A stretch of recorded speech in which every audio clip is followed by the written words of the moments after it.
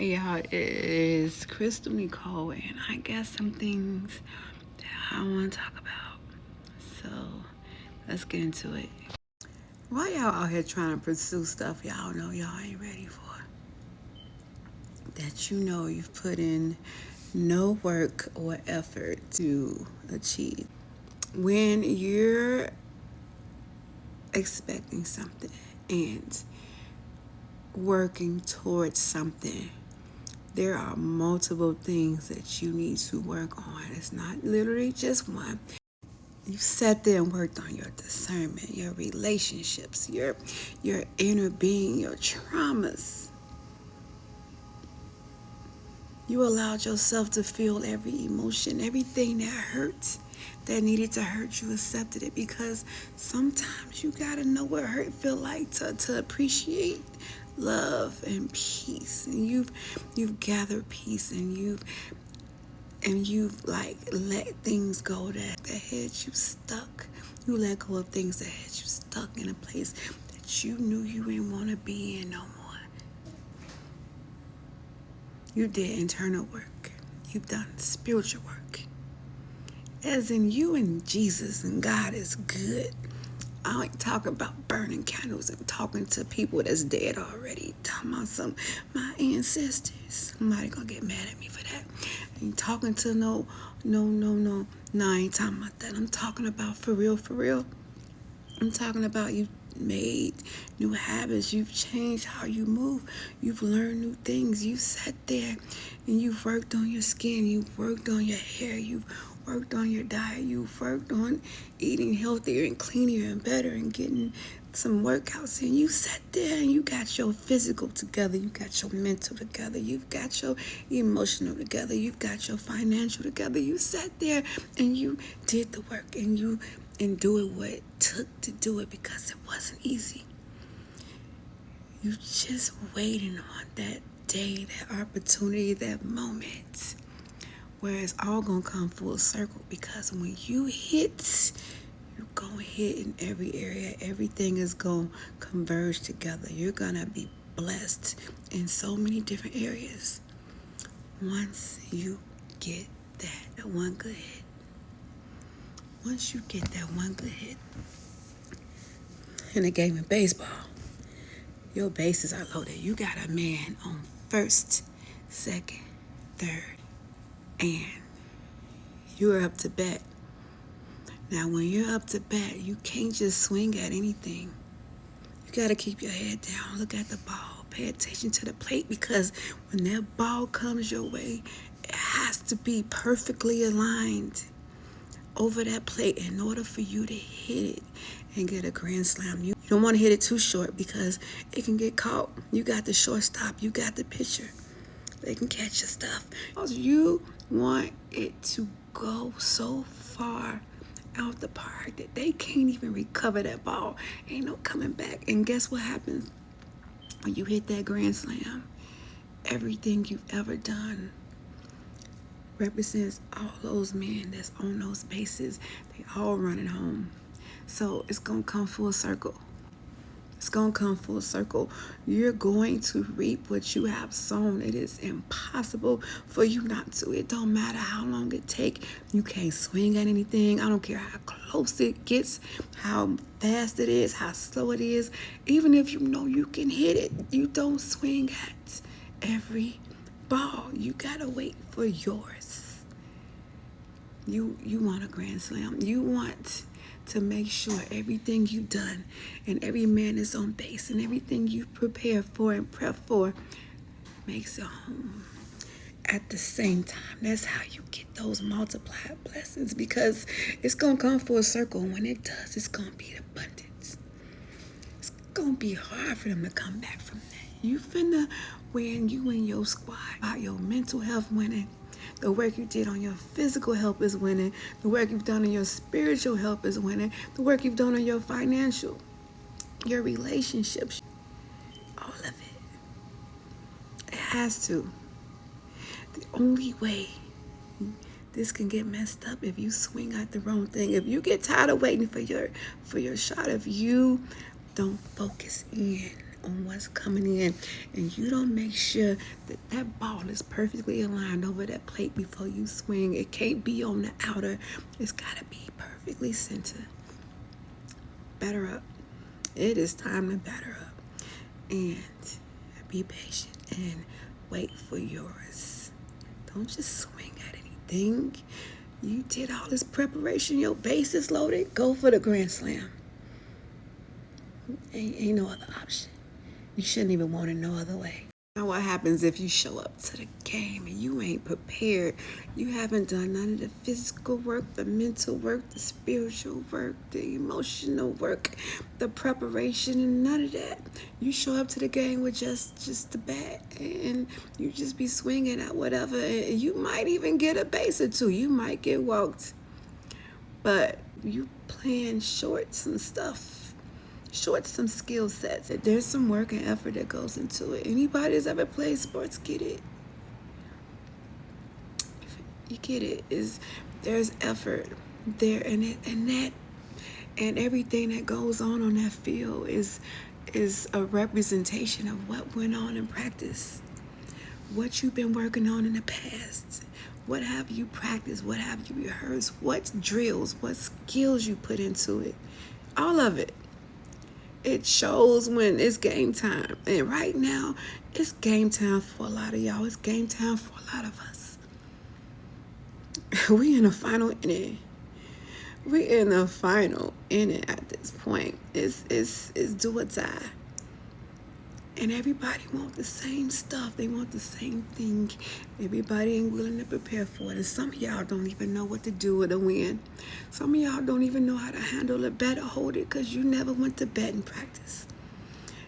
You don't know what to swing at because you don't know how to look at the ball. You don't know what's outside the corners. You don't know what's over the bat. You don't know what's slow and what's fast because you didn't put in no practice. You showed up to the game like you was finna win something you didn't prepare for. No. You can't just ask God for something and just leave it at that and say, okay, I prayed. Just waiting on it to happen. No. If you're expecting it, there's some things you need to do before you get it so you can do good by it, so you can do right by it, so you can maintain it, so you can know how to manage it and keep it and sustain it. There's some stuff God ain't giving people because they didn't prepare for it. You just prayed and asked and waited, and that was it. You didn't think you needed to work on you. You didn't think your stuff stink. You didn't think that you needed to do some stuff differently before you got it. That way, when you get it, you don't need to make no adjustments. The adjustment's been made already. You already moving and acting as if you got it. That's faith. That you don't believe you're going to get something and don't do nothing about it. What does the Bible say about faith without works? It's dead. You ain't win nothing. That's why you still ain't got nothing. And some of y'all ain't got it because you about to get your grand slam and it's still coming because you prepared. But some of y'all ain't got it because you ain't gonna get it. Some of us gonna get it. It's on the way. We just waiting on that right pitch. We ain't swinging at anything.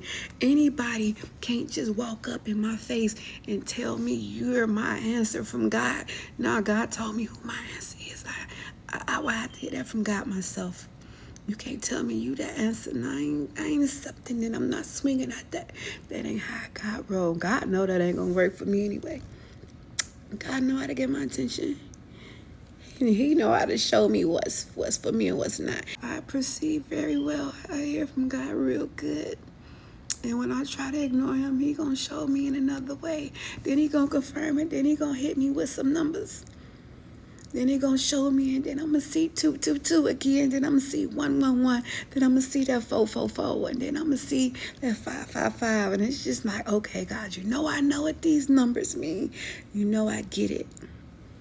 You know I know two, double portion, union, two become one. You know I know one. You know I know what 911 mean.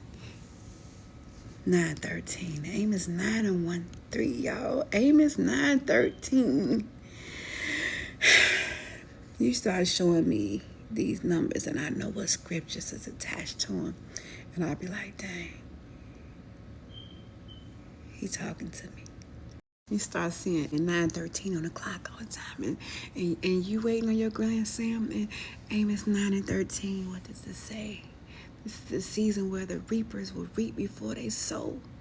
There will be blessings one behind the next, one behind. And I know I'm misquoting it, but it speaks about you reaping faster than the sower sowed. Before it's even planted, you're gonna be reaping a harvest. Back to back to back blessings, baby. That's your grand slam. It's about to happen for y'all. This is the season. Roses bloom in the spring.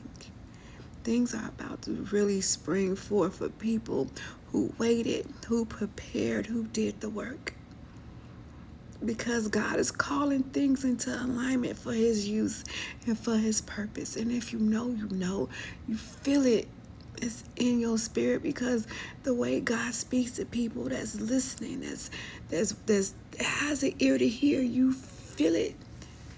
There don't need to be any words spoken. You sense it, you feel it. It's a feeling you cannot get over, because it ain't for you to get over, because it's the truth. And when you're aligned, when you're someone who prays and who listens and who fasts and you talk to God on a regular basis, you've done some preparation to understand when he's talking to you and what he's saying, what's the truth and what's a lie, when to swing and when not, what to swing at and what to let go. Wait. They that wait on the Lord shall renew their strength. They shall mount up on wings like an eagle. They shall run and not get weary. They shall walk and never faint. They that wait. I probably misquoted that. I'm sure I did. I'm not good at quoting scriptures. I ain't no Bible thumper. I just know the Bible. I know it. I know it well.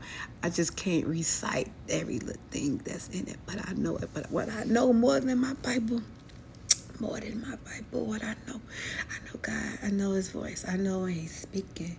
I know when he's showing me some stuff, and some stuff he shows me literally. He shows me things physically, and he shows me stuff spiritually, and he just does. So I'm gonna get off me. I'm gonna stop talking. I want people to start preparing for what they're expecting and what they're asking for, and the degree of preparation that you put into it would be the degree of what you're expecting. If you really want it and you're serious about it, you gonna do what you gotta do until you get it. I'm talking about you ain't gonna stop. Ain't no, it's been 6 months, I give up. Ain't no, it's been a year, I give up. It's been 2, I give up. Do you really want it? And what is it worth to you? What are you willing to sacrifice for what you want? What are you willing to give? Because there's always something that has to be sacrificed for something greater or better. Jesus displayed that. He gave his entire life so we can have these opportunities to give little things like our time. Give up some meals, get in the gym. Like he gave so much for us, to be able to give so little, because that's all we giving, a little. And guess what? Everybody out here that's preparing, I don't want you to prepare just to have finances and live good. I don't want you to sit there and say, oh, I'm preparing to make sure my future is great when I retire. I want you to understand something. If you really believe in God, you really believe in Jesus, and you for real about it, this ain't for everybody. And I know I talk about God a lot because it's in me. I'm sorry it's gonna come out. I'm still a normal person. What's normal? Ain't nothing normal about me. Nonetheless, I want you to understand something. Listen. Come here, listen. Let me tell you something. I don't know if you ever thought about this like this, but we on this earth for less than 100 years to prepare for eternity. You got less than 100 years. Maybe if you lucky, you make it to 100. But we got less than 100 years to prepare for forever. why so many people are only concerned about living their last 10 or 20 years comfortably. Because there's something after that happens. Something happens after that, eternity. And I think you should consider preparing for where you're going to spend that too. Because I don't care how much preparation you're doing on earth, how much you save, and how much you got, and how much you've gotten some things together. Don't leave God out, because after retirement, after you've done all these ventures and got all these businesses and made it rich on earth, what profits a man to gain the whole world and lose his soul? So make sure in all your preparing and all your preparations and your swinging that you don't leave God out of none of it, and you make sure that it is right with you. Your heart is clean, your heart is pure, and you giving God what's his glory, his respect, his honor. And manage how you manage you, and manage how you love and how you treat people, because that is how you're going to set yourself up for eternity. Considering what God will have you to do on this earth, and everything you're preparing for should have God centered around it, because you want to make sure that the things you're praying for, you're asking for, is part of your purpose and your will and your plan to better improve others, to help save others, to help other people. Because it's selfish of you to do all this stuff just to be happy for the next 20, 30 years.